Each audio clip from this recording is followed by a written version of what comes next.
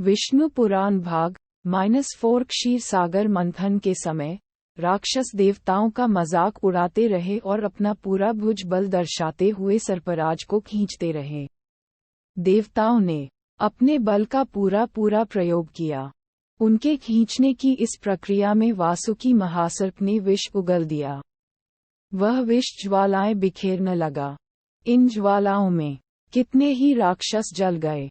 लग रहा था कि इस हलाहल से पूरा लोक ध्वंस हो जाएगा। उसी समय मंदर पर्वत भी समुद्र के अंदर डूब गया। सबने शिव से प्रार्थना की। शिव ने हलाहल को निगल डाला और उसे कंठ में ही रोककर लोक की रक्षा की। वे गरल कंठ कहलाए गए। विपत्ति टली, पर पर्वत डूब गया। देवताओं ने विष्णु से प्रार्थना की। विष्णु ने बड़े कच्छप के रूप में कूर्मावतार लिया और समुद्र में डूबे पर्वत को अपनी पीठ पर उड़ाते हुए ऊपर ले आए। कच्छप बनकर मंदर पर्वत को उड़ाते हुए विष्णु ने बड़ी ही सावधानी बरती। पर्वताग्र पर बैठकर उन्होंने एक पांव से उसे दबाकर रखा, जिससे वह इधर उधर न हिले डुले। साथ ही देवताओं के साथ मिलकर वे समुद्र को मथने के काम में लगे रहे। यों विष्णु बहु रूपों में दिखे। सागर मंथन का काम सुचारू रूप से चलने लगा। क्षीर सागर से चंद्र, लक्ष्मी, कल्पवृक्ष, कामधेनु, ऐरावत हाथी, उच्चश्रवा घोड़ा, सुरा नामक नशा व उत्तेजना प्रदान करने वाला पेय और कितने ही पदार्थ उत्पन्न हुए। शिव ने कंठ के हलाहल के ताप के उपशमन के लिए चंद्रमा को सिर पर धारण कर लिया और चंद्रशेखर बने। लक्ष्मी देवी ने श्रीवत्स कौस्तुभ मणियों की वैजंतीमाला पहनाकर विष्णु से विवाह किया। विष्णु लक्ष्मीकांत बने। देवता सुरा पीकर सुर बने। अंत में अमृत प्राप्त हुआ। आयुर्वेद के मूल विराट धन्वंतरी के रूप में अमृत कलश लिए, अनेक औषधियों को धारण किए, विष्णु पद्मासन पर आसीन हो समुद्र से होते हुए प्रकट हुए। अमृत के लिए जब क्षीर सागर मथा गया, तब प्रारंभ में हलाहल विष उत्पन्न हुआ। कितनी ही विशेषताओं के घटने के उपरांत और दैव सहायताओं के बाद अमृत प्राप्त हुआ, लक्ष्य की प्राप्ति हुई। इसीलिए श्रम से साधा जाने वाला काम सागर मंथनश कहलाता है और यह उसका पर्यायवाची शब्द बन गया। धन्वंतरी के हाथ में जो अमृत कलश था, उसे राक्षस उड़ा ले गए और दावा किया कि ये हमारा ही है। राक्षसों और देवताओं में मुठभेड़ हुई। जब दोनों के बीच में ये छीना झपटी हो रही थी, तब मंत्रमुग्ध कर देने वाली जगन्मोहिनी वहां प्रत्यक्ष हुई। उसे देखकर राक्षस उस पर रीझ गए। मोहिनी ने राक्षसों से कहा, अमृत मुझे दो, मैं बांटूंगी। उसकी बातों में आकर राक्षसों ने कलश उसके सुपुर्द कर दिया। राक्षस एक तरफ बैठे तो देवता दूसरी तरफ। दोनों के बीच में कलश को कमर पर सटाए जगन्मोहिनी नृत्य करने लगी और अमृत बांटने को सन्नद्ध हो गई। निश्चेष्ट होकर देवता एकटक उसी की तरफ देखने लगे। मदहोश राक्षस मोहिनी के सौंदर्य को देखते हुए तन्मय हो गए। उन्हें अपनी सुध नहीं रही। देवताओं को भी पहले ये ज्ञात नहीं था कि यह मोहिनी है कौन, पर जब उन्होंने देखा कि वह देवताओं को ही अमृत पिला रही है और राक्षसों को छल रही है, तो वे जान गए कि मोहिनी कोई और नहीं, बल्कि साक्षात विष्णु ही रसरूप पधारे। इसलिए वे चुपचाप अमृत पीते गए। जहां देवता निर्लिप्त होकर अमृत का सेवन करते हुए अमृतत्व पा रहे थे, वहां दैत्यों ने जगन्मोहिनी के मायाजाल में फंसकर उन्मत्त होकर अमृतत्व खो दिया। राहु नामक एक होशियार राक्षस ने जान लिया कि जगन्मोहिनी राक्षसों को छल रही है। वह जल राक्षसी सिंहिका का पुत्र है। बड़ा ही मायावी है।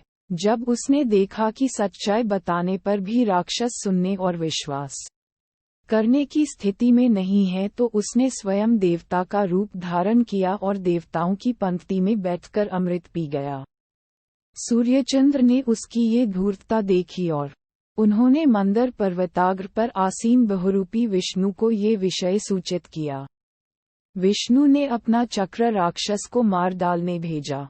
विष्णु के चक्र से बचने के लिए राहु ग्रहों में चक्कर काटता रहा और आखिर अंतरिक्ष में प्रवेश किया। चक्र ने वहां भी उसका पीछा किया और उसके सिर को धड़ से अलग कर दिया। अमृत की शक्ति के कारण सिर और धड़ सजीव ही रहे। सिर राहु और धड़ केतु के रूप में 2 ग्रहों में परिवर्तित हुए और ग्रह राशि में सम्मिलित हो गए। राहु केतु ग्रहों के कारण अब ग्रह 9 हो गए। राहु केतु सूर्य चंद्र पर बहुत क्रोधित थे, क्योंकि उन्हीं के कारण उसकी पोल खुल गई। प्रतिकार की भावना से वे अमावस्या व पूर्णिमा के पर्व दिनों में उन पर छाने लगे और उन्हें पीड़ित करने लगे। यों सूर्य चंद्र ग्रहण बने। पूरा का पूरा अमृत देवताओं को पिलाकर मोहिनी अदृश्य हो गई। राक्षसों को अपनी त्रुटि मालूम हो गई। तब से लेकर वे विष्णु और देवताओं के कट्टर दुश्मन बन गए। अमृत मंथन के दौरान विष्णु ने कूर्मावतार, धन्वंतरी का अवतार तथा मोहिनी का अवतार धारण किया। धन्वंतरी अमृत के साथ साथ औषधियां तथा औषधिवेद भी ले आए। वैद्य शास्त्र के अधिदेवता व वैद्यों के कुलदेव के रूप में धन्वंतरी की पूजा होने लगी। जगन्मोहिनी विश्वमोहिनी मानी जाने लगी और सौंदर्य व विलास का प्रतीक बनी।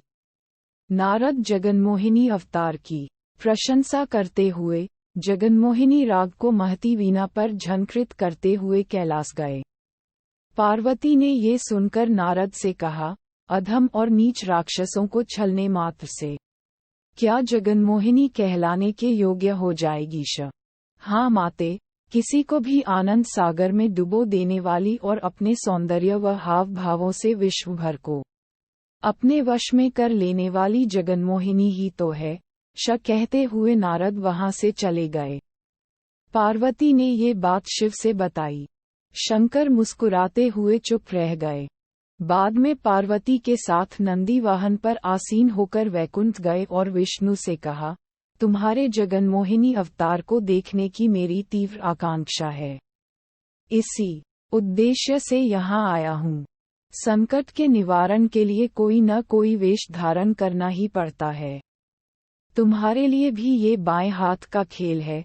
विष्णु यूं कहते हूँ अंतर्धान हो गए। इतने में शिव ने जगन्मोहिनी को थोड़ी दूर पर फूलों की गेंद से खेलते और गाते हुए देखा।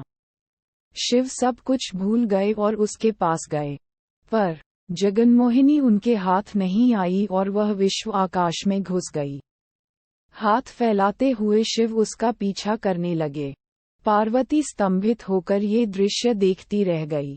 शिव मोहिनी के इस लीला विनोद को ब्रह्मा आदि देवता बड़े ही चाव से देखने लगे। नंदी निश्चेष्ट होकर देखता रहा। नारद महती वीणा पर शिवरंजनी राग को झंकृत कर रहे थे। आगे आगे जगन्मोहिनी और पीछे पीछे शिव दौड़ते हुए गए और कुछ ही समय में दोनों दिखाई नहीं पड़े। पार्वती कैलाश पहुंच गई। जगन्मोहिनी तेजमंडलों से होते हुए शिव को पूरे विश्व में घुमाया और कैलाश पहुंची। शिव को उसे छूने से मना करती हुई जब वह पार्वती के पास जाने लगी तब शिव ने उसकी कमर पकड़ ली। देखा, आपका पतिदेव कितना नटखट है। कहती हुई भय के मारे वह पार्वती के पास खड़ी हो गई। देखते देखते जगन्मोहिनी पार्वती के सम्मुख विष्णु के रूप में प्रकट हुई। भ्राते, आप विश्वमोहन जगन्मोहिनी केशव स्वामी हैं।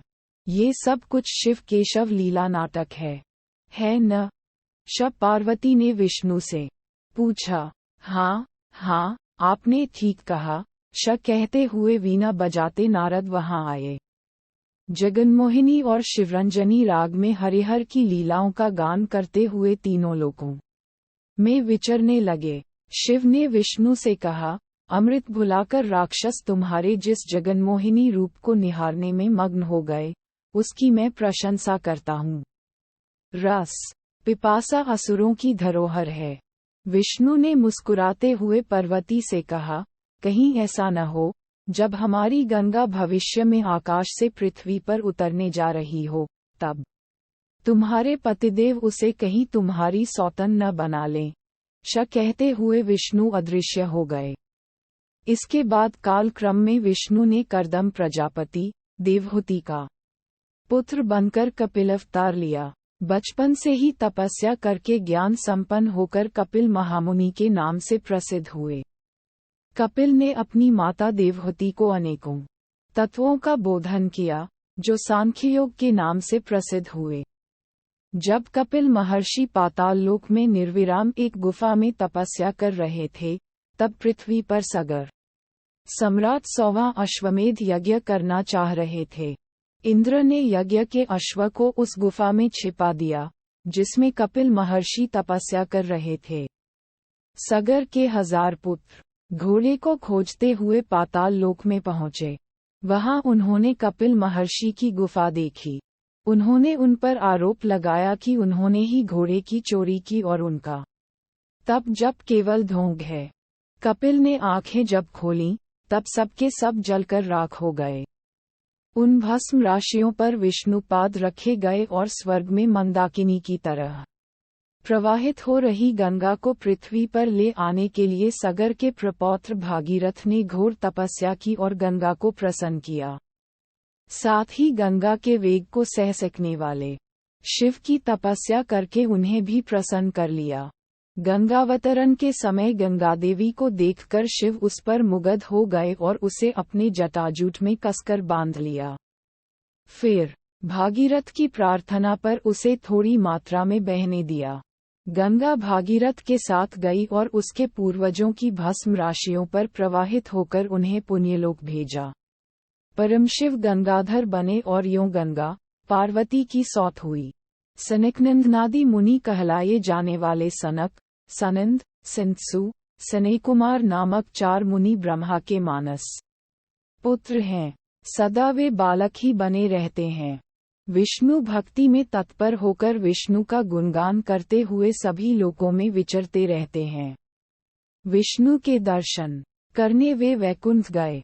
सब द्वारों को पार करते हुए विष्णु मंदिर द्वार पर पहुँचे। विष्णु के ही रूप के जय विजय वहां के द्वारपालक हैं। उनके 4 हाथ हैं। उन हाथों में चक्र, शंख, गदा व अभय मुद्राएं हैं। उन दोनों ने मुनियों से कहा कि यह अंदर जाने का समय नहीं है।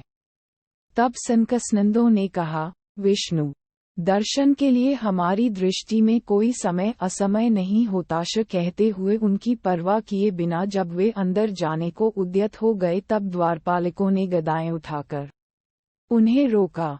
सनकादि मुनियों ने उन्हें शाप देते हुए कहा, तुम में विष्णु द्वारपालक बने रहने की योग्यता नहीं है। राक्षस होकर जन्म लोगे। ये कोलाहल सुनकर द्वार खोलते हुए विष्णु लक्ष्मी समेत वहां आए। जय विजय ने मुनियों के शाप के बारे में उनसे बताया और अपना दुख व्यक्त किया। मुनिगण भी अपनी जल्दबाजी पर मन ही मन चिंतित हुए।